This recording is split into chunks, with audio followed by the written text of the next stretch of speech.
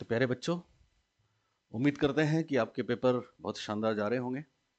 जो कॉन्सेप्ट आप हमसे पढ़ते हैं वो हूबहू आपको मिलते हैं।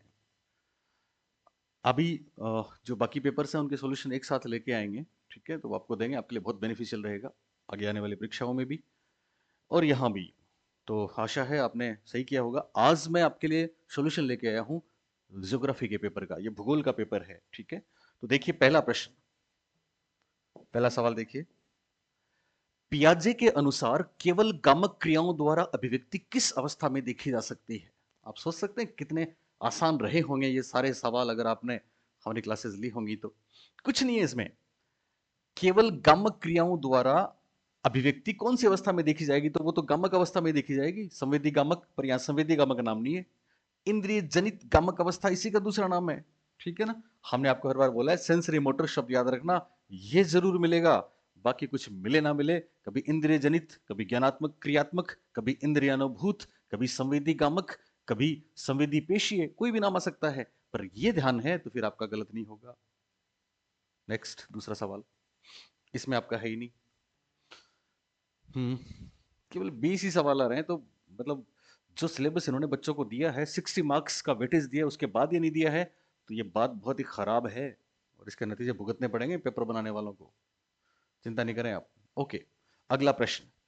समीपस्थ विकास का क्षेत्र, जोन ऑफ प्रोक्सिमल डेवलपमेंट की अवधारणा किसकी है? पियाजे, बेंडूरा, वाइगोत्स्की या फिर स्किनर? तो हमारा हर बच्चा इसको जानता है, वाइगोत्स्की, लेव वाइगोत्स्की।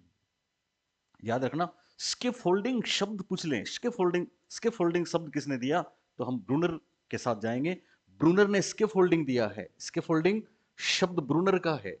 और जीन पियाजे ने स्किप फोल्डिंग नहीं दिया, बल्कि माफ करें, वाइगोत्स्की ने स्किप फोल्डिंग नहीं दिया, बल्कि जेडपीडी दिया है। हालांकि वाइगोत्स्की ने भी स्किप फोल्डिंग यूज किया है, पर शब्द स्किप फोल्डिंग ब्रूनर का है, जेडपीडी इसके समानार्थी है। जेडपीडी क्या है याद रखना, बहुत ही महत्वपूर्ण चीज है। जेडपीडी में यहाँ पे बच्चा है, चाइल्ड है, ठीक है? ये चाइल्ड का एक लेवल है जहां तक वो अपने आप ही चीजों को सीख सकता है, उसका विकास हो सकता है, जिसको वाइगोत्स्की बोलते हैं एक्चुअल डेवलपमेंट लेवल। क्या बोलते हैं? Actual development level. ध्यान रखना, ये लेवल है, लेवल, ठीक है? और एक ये लेवल है, ये भी लेवल है जहां पे मैक्सिमम विकास हो सकता है दूसरों की सहायता से। तो ये है ऑप्टिमल डेवलपमेंट लेवल, ठीक है? या अधिकतम विकास का क्षेत्र। और इसके बीच का जो एरिया है वो है जेडपीडी। वो क्या है? ZPD, zone of proximal development, समीपस्थ विकास का क्षेत्र। और इसी जेडपीडी में स्कैफोल्डिंग, मचान, सहायता ढांचा पाड़ दी जाती है। तो ये बहुत महत्वपूर्ण कॉन्सेप्ट है लेव वाइगोत्स्की का। अगला प्रश्न है, शिक्षा मनोविज्ञान मनोविज्ञान की अनेक शाखाओं में से एक है जो मुख्य रूप से किससे संबंधित है? अब देखो कितना आसान, कितना आसान। केवल, क्या मतलब है केवल का?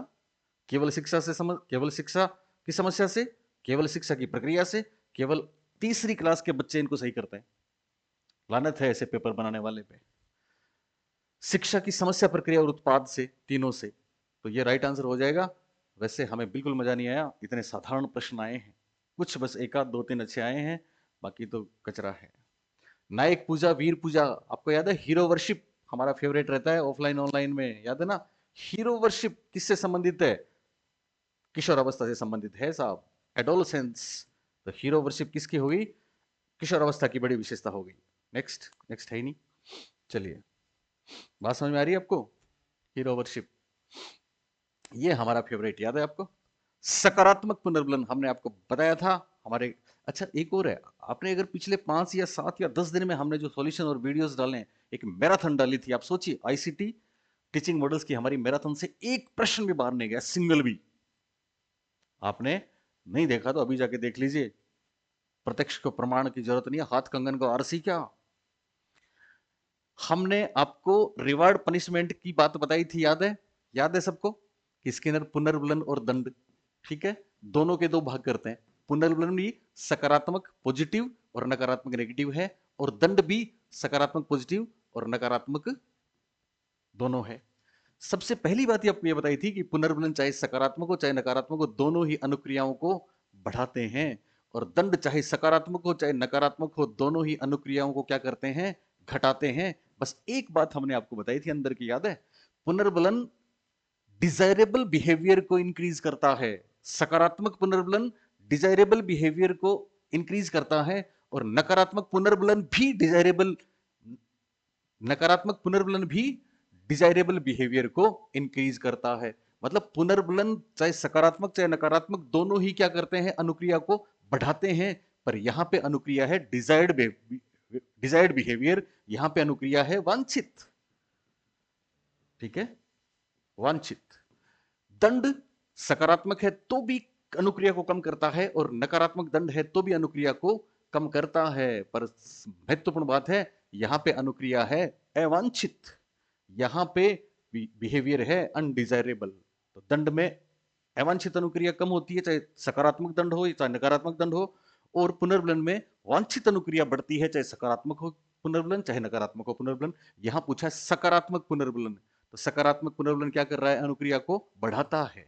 तो सकारात्मक पुनर्बलन वांछनीय व्यवहार को बढ़ाता है, ये बात सही है। उसके बाद वांछनीय व्यवहार को कम करता है, ये बात गलत है। वांछनीय व्यवहार को तो कम कोई नहीं करता, ये ध्यान रखना। अवांछनीय व्यवहार को कम करता है, तो यह बात भी गलत है।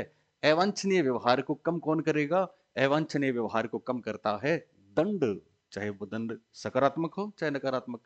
तो बात समझ आई ना, समझिए आप इनको। डिजायरेबल बिहेवियर को इंक्रीज करेगा, पहला ऑप्शन। डिजायरेबल बिहेवियर को डिक्रीज करेगा, नहीं करेगा। डिक्रीज अनडिजायरेबल बिहेवियर, ये भी नहीं होगा, ये तो पनिशमेंट की बात है, यहां रीइंफोर्समेंट की बात हो रही है। तो सही जवाब है केवल ए सही है, ए ओनली राइट है ना। अच्छा प्रश्न, पर फिर भी बहुत अच्छा और बन सकता था ये। माइक्रोसॉफ्ट वर्ड एक उदाहरण है एप्लीकेशन सॉफ्टवेयर का। किसका एग्जांपल है, एप्लीकेशन सॉफ्टवेयर का एक एग्जांपल है। संचार प्रक्रिया के दौरान संदेश को एक प्रतिरूप के रूप में परिवर्तित करना क्या कहलाता है। देखो कितना सिंपल। हमने आपको बताया था सबसे पहले सेंडर होगा, कौन होगा, सेंडर। सेंडर होता है सोर्स, संदेश को भेजने वाला। उस वीडियो को देखना आप, कितने प्रश्न आए उसमें से, आए ना, संदेश को भेजने वाला। ठीक है, फिर ये जो संदेश भेजता है वो होता है मैसेज, तो इसका दूसरा है मैसेज, संदेश। फिर इस मैसेज को वो कैसे भेजता है, शब्दों में भेजता है कि इशारों में भेजता है। तो इसके लिए वो इस मैसेज को कौन से बिहेवियर में बदलता है, वर्बल की नॉन वर्बल, इसको बोलते हैं एनकोडिंग। इसको क्या बोलते हैं, एनकोडिंग। और फिर एक होता है चैनल, क्या होता है, चैनल। फिर ये जाता है वहां डेस्टिनेशन पे रिसीवर के पास, जो करता है डिकोडिंग। और फिर यहां होता है रिसीवर, और अगर ये रिस्पॉन्स करे तो होता है फीडबैक, प्रतिपुष्टि। ये कुछ चरण थे। तो यहाँ पे संचार प्रक्रिया के दौरान संदेश को एक प्रतिरूप में परिवर्तित करना क्या कहलाता है। आप देखिए, डिकोडिंग एनकोडिंग, इस मासूम बच्चे ने डिकोडिंग कर रखा है। ये जो भी है जिसने मेरे को पेपर भेजा है, इसने मेरा वो वीडियो नहीं देखा, तो काश ऐसा कर लेता। ये आपको पता है, एक नंबर एक प्रश्न आपकी सीट सुरक्षित कर सकता है, और हमारे तो हर लफ्ज में जवाब है, हर लफ्ज में कॉन्सेप्ट है।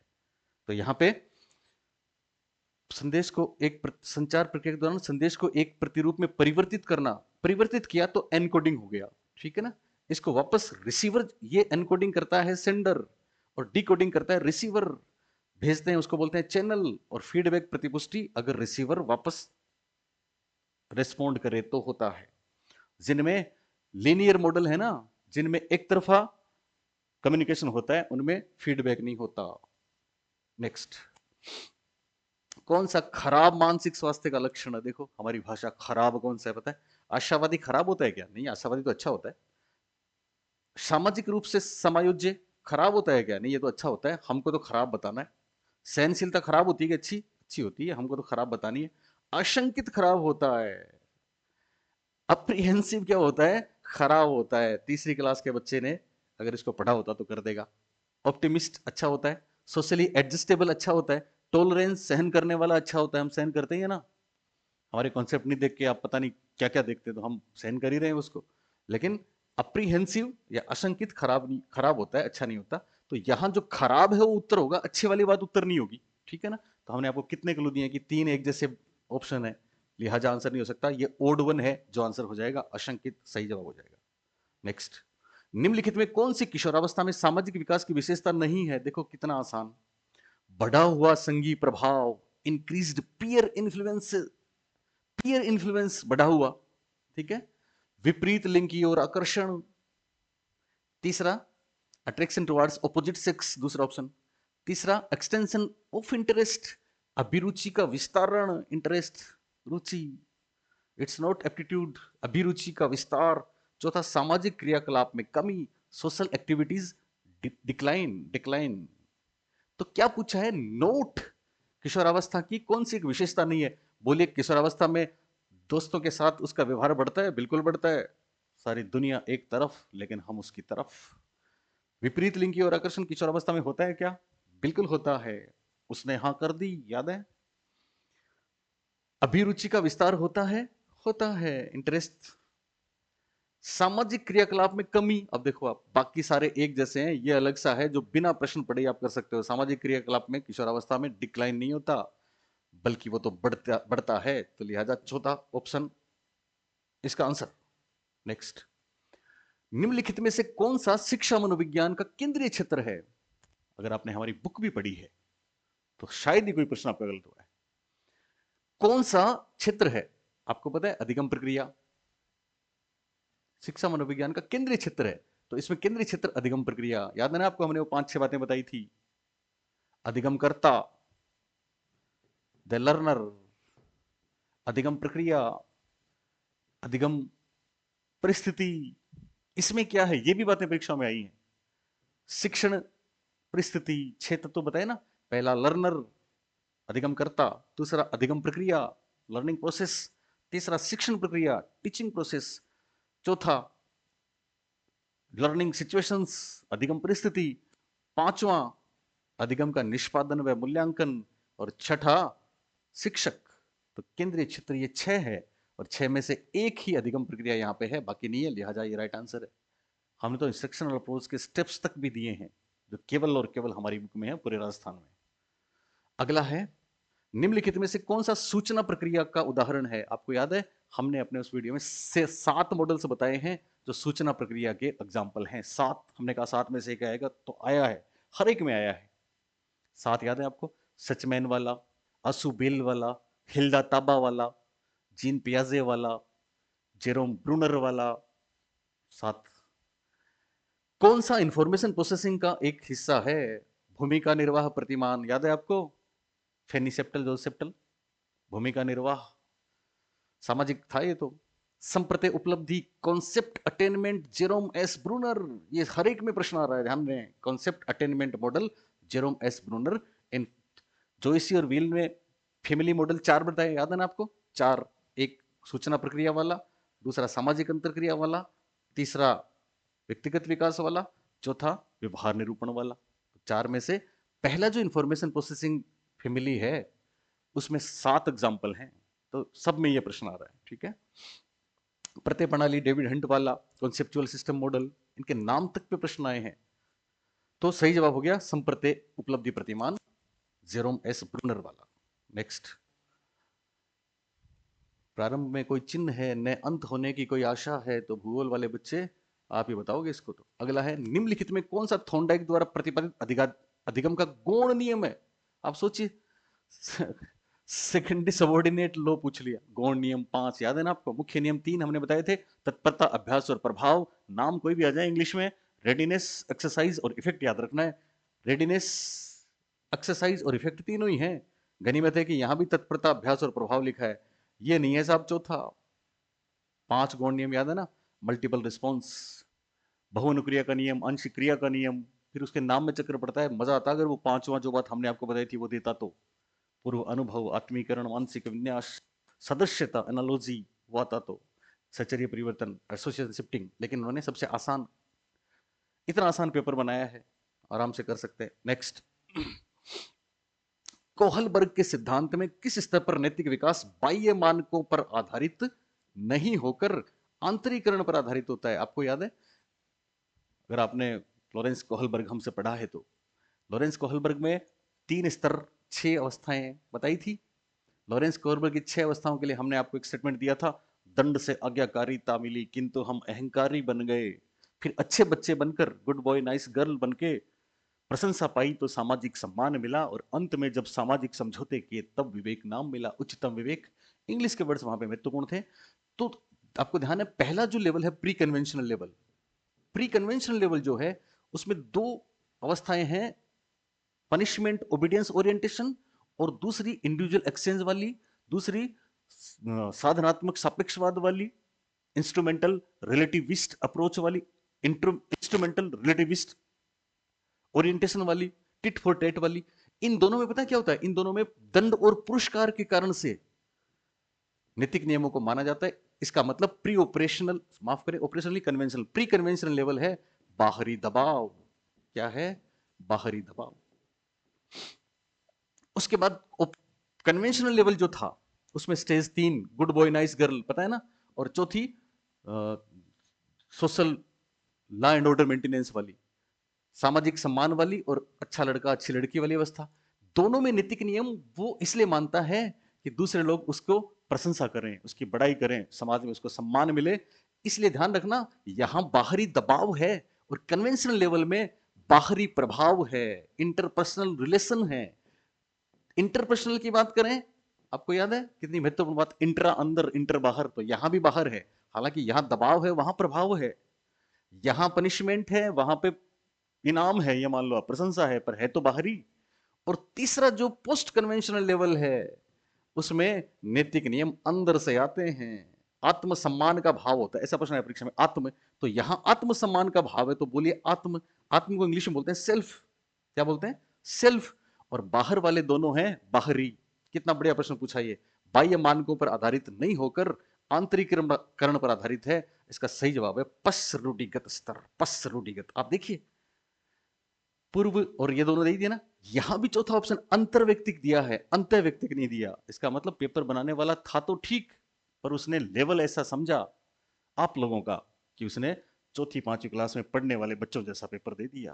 पर कहीं ना कहीं ये चीजें झलक जाती हैं, और एक प्रश्न एक सवाल लेक्चरर बना सकता है, पता है ना आपको, टीचर बना सकता है। तो सही जवाब पश्च रूढ़िगत स्तर, पोस्ट कन्वेंशनल लेवल। संवेगात्मक, बार बार यही प्रश्न आया है, ठीक है ना, कितना आसान है। संवेगात्मक बुद्धिमत्ता के महत्व के संबंध में सही कथन कौन सा है? संवेगात्मक बुद्धिमत्ता आईक्यू से अधिक शक्तिशाली होती है? नहीं, संवेगात्मक बुद्धिमत्ता आईक्यू से अधिक शक्तिशाली नहीं है, ये बात गलत है। क्योंकि डेनियल गोलमैन ने बोला है ना, emotional intelligence is more critical, better than IQ. Emotional intelligence why it can matter more than IQ, बोला ना डेनियल गोलमैन ने। तो यहां इस ऑप्शन में तो बता रहा है कि सब आईक्यू ज्यादा इंपॉर्टेंट है। चौथा देखो, संवेगात्मक बुद्धि मापन से शिक्षा विदों में सफलता की भविष्यवाणी नहीं की जा सकती। संवेगात्मक बुद्धि जिंदगी में सफलता दिलाती है। गोलमैन का स्टेटमेंट याद करें, व्यक्ति की जिंदगी की सफलता का 80% संवेगात्मक बुद्धि के कारण, इमोशनल इंटेलिजेंस के कारण होता है, केवल 20% ही आईक्यू के कारण होता है। सारी बातें हमने 20-20 बार हमारे बच्चों को बताई, और हर बच्चा इसको टिप्स पे कर रहा है। तुम कहां थे, हमें नहीं पता। नहीं, हम अपनी संवेगात्मक बुद्धि को जानने के बाद उत्पादन एवं खुश नहीं हो सकते। क्यों नहीं हो सकते? हो सकते हैं सब। उच्च संवेगात्मक बुद्धिमत्ता वाला व्यक्ति जीवन में जो कुछ भी करता है सफल होने की संभावना होती है, बिल्कुल होती है, 80% तक होती है साहब। ऐसा हम नहीं बोलते, गोलमैन बोलते हैं, जिन्होंने मिक्स मॉडल दिया है। चलिए, पुराने पेपर देख लेना जो लोग पहली बार देख रहे हैं, और चैनल्स को सब्सक्राइब कर लेना आप तुरंत, बाद में कमाल होंगे। तो इसमें सही जवाब हो गया ऑप्शन नंबर 2। इसमें देखिए कौन सी प्रणाली की विशेषता नहीं है? ओके, डेफिनेट ऑब्जेक्टिव्स प्रणाली में होते हैं। Inter inter relationship between elements, बिल्कुल प्रणाली की खास बात यह है कि प्रणाली में जो तत्व होते हैं वो स्वतंत्र अस्तित्व तो रखते हैं, लेकिन आपस में कोऑर्डिनेशन करके लक्ष्य तक जाते हैं। इसका मतलब ये होता है। पजेस बाउंड्री, बिल्कुल होती है प्रणाली की, अपने आप में प्रणाली ऑटोनोमस होती है। इसका मतलब वो बाहरी और प्रणाली के अंदर की जो चीजें उनमें फर्क पैदा करने वाली बाउंड्री बाउंड्री को मानती है। स्टैटिक नहीं है, नेचर में स्टैटिक नहीं है, डायनेमिक है। तो चौथा सही जवाब है स्थिर प्रकृति, डायनेमिक है। चलिए नेक्स्ट, यहां है ही नहीं। शिक्षण प्रतिमान का कौन सा तत्व शिक्षक एवं विद्यार्थी के संबंध में अंतःक्रिया से संबंधित है? आपको हमने बताया था, फोकस पहला तत्व होता है, जो उद्देश्य है जिसमें, और ये उद्देश्य विशिष्ट होते हैं, कार्यप्रक होते हैं। ये प्रतिमान का सबसे महत्वपूर्ण तत्व है। सिंटेक्स बताया था आपको, प्रेजेंटेशन किस तरह से होता है। सोशल सिस्टम कक्षा कक्ष की अंतरक्रिया है, और इवेल्युएशन सिस्टम बाद की बात है। तो अंतरक्रिया है सामाजिक प्रणाली, ठीक है। सोशल सिस्टम में ही सपोर्ट सिस्टम है, प्रिंसिपल ऑफ रिएक्शंस हैं। तो ये तत्वों पे कितने प्रश्न आ चुके हैं। नेक्स्ट, निम्नलिखित में कौन सा सहकारी अधिगम का लाभ है? धारणा में कमी, अब धारणा में कमी कोई नहीं समझे तो कोई बात नहीं, क्या लिखा है, डिक्रीज्ड रिटेंशन, यानी जो हम याद रखते हैं ना उसमें कमी हो जाती है, दूसरों से बातचीत करके याद करते हैं तो कमी कहाँ हो जाती है, वो तो बढ़िया और रहता है, ये गलत बात है। ग्रेटर सोशल सपोर्ट, अधिक सामाजिक प्रोत्साहन, बिल्कुल होता है। निम्न उपलब्धि, क्या बात है, लो अचीवमेंट कैसे होगा, लो अचीवमेंट तो नहीं होगा, और लो सेल्फ स्टीम ये भी नहीं होगा, ये भी नहीं होगा, लिहाजा दूसरा कितना आसान सा है, तीन चीज तो है ही खराब, एक ही चीज बढ़िया है, वो इसका आंसर है। निम्नलिखित में कौन सा गलत युग्म है, देखो ऑब्जर्वेशन लर्निंग बेंडूरा सही है, मॉडलिंग में ऑब्जर्वेशन ही तो था, वाइकेरियस लर्निंग तो थी। आपको पता है ये क्या है ऑब्जर्वेशन लर्निंग, बहुत बेहतरीन बात, थॉर्नडाइक ने, जो दुनिया में शिक्षा मनोविज्ञान के फादर कहे जाते हैं, उन्होंने प्रयोग किया ना बिल्ली पर, तो उन्होंने दुनिया को यह बताया कि साहब जब तक प्राणी सीखने की प्रक्रिया में खुद भाग नहीं लेता तब तक नहीं सीख सकता। थॉर्नडाइक की इस बात का पहली बार खंडन किया था दो लोगों ने, जिनमें एक का नाम था डोलार्ड और दूसरे का नाम था मिलर। तो डोलार्ड एंड मिलर, 1941 में इनकी प्रसिद्ध बुक आई थी, याद है ना आपको, सोशल लर्निंग एंड इमिटेशन। इसमें उन्होंने पहली बार बोला था कि साहब सीखना वाइकेरियस भी होता है, अप्रत्यक्ष पुनर्बलन भी काम करता है, दूसरों को देख के भी हम सीख जाते हैं, भले ही खुद पार्टिसिपेशन नहीं करें। इसी बात को बेहतर तरीके से देने वाले थे अल्बर्ट एस बेंडूरा। तो बेंडूरा ने तो ऑब्जर्वेशन लर्निंग वाला काम किया है। मीनिंगफुल वर्बल लर्निंग हमने कितनी बार बताया है, डेविड असुबेल, और ये कहते हैं थॉर्नडाइक, इसलिए ये नहीं होगा। ऑपरेंट कंडीशनिंग स्किनर है, क्लासिकल कंडीशनिंग पेवलोव है, तो सही जवाब 2 नंबर, meaningful verbal learning David Ausubel. Next, okay, आखिरी प्रश्न था जो छपा नहीं, तो यहां पे लिख दिया, कौन सा CIA का लक्षण है, CAI तो समझते ही हो आप, कंप्यूटर असिस्टेड इंस्ट्रक्शन या कंप्यूटर असिस्ट लर्निंग, बात एक ही है। तो कंप्यूटर असिस्ट लर्निंग में क्या विलंबित प्रतिपुष्टि, इसका मतलब क्या होता है, डिलेड फीडबैक, क्या कंप्यूटर दूसरे दिन तीसरे दिन फीडबैक देता है, नहीं, तुरंत मिलता है। फीडबैक कब मिलता है, तुरंत मिलता है, इसलिए ये गलत है। अनुदेशन के तरीकों में एक रूपता, यूनिफॉर्मिटी इन इंस्ट्रक्शन है, तो अनुदेशन के तरीकों में कंप्यूटर में भी अलग अलग तरीके हो सकते हैं, पढ़ने वाला अपने हिसाब से उनको चूज कर सकता है, तो मैं इसको गलत मानता हूं। शिक्षक पदानियमन, टीचिंग पेसिंग है, ये पेसिंग है, बेसिंग नहीं, पेसिंग, यानी टीचिंग टीचर स्पेस नहीं है, लर्नर स्पेस है, स्वगति से अध्ययन करेगा सीखने वाला, टीचर की गति नहीं है इसमें, ये गलत है। अधिगम करता कंट्रोल रखता है पूरा का पूरा, बोले रखता है कि नहीं रखता, रखते हो आप, मैंने मेरा जो वीडियो देख रहे हो इस पे आपका पूरा कंट्रोल है, मान लो आपको बीच में काम हो गया तो आपने स्टॉप कर दिया वहीं पे, बाद में आके देख लोगे ना, लेकिन सामने बैठ के गुरुजी से आप पढ़ते तो आपके काम होता तो आप जाते, तो हम वो बात दोबारा नहीं बताते, हम तो बता के चले जाते बाकी बच्चों को, तो यहाँ पे कंट्रोल होता है लर्नर का। ओके प्यारे बच्चों, उम्मीद करता हूं कि आपका बहुत अच्छा पेपर हुआ होगा, जिनके नहीं हुए वो पुराने सारे देख लो, और अभी जितने सॉल्यूशन हुए उनके सबके हम लाने जा रहे हैं। हमारे चैनल, हमारी बुक, हमारे ऐप से जुड़ जाएं। अभी हम आपको 2 जगह मिलेंगे, मान एजुकेशन पे और साइकोलॉजी ऐप पे। उम्मीद करता हूं कि आप इस मौके का फायदा उठाएंगे और बेहतर कॉन्सेप्चुअल लर्निंग के साथ के लिए हमसे जुड़ेंगे। थैंक यू, बाय, शुक्रिया।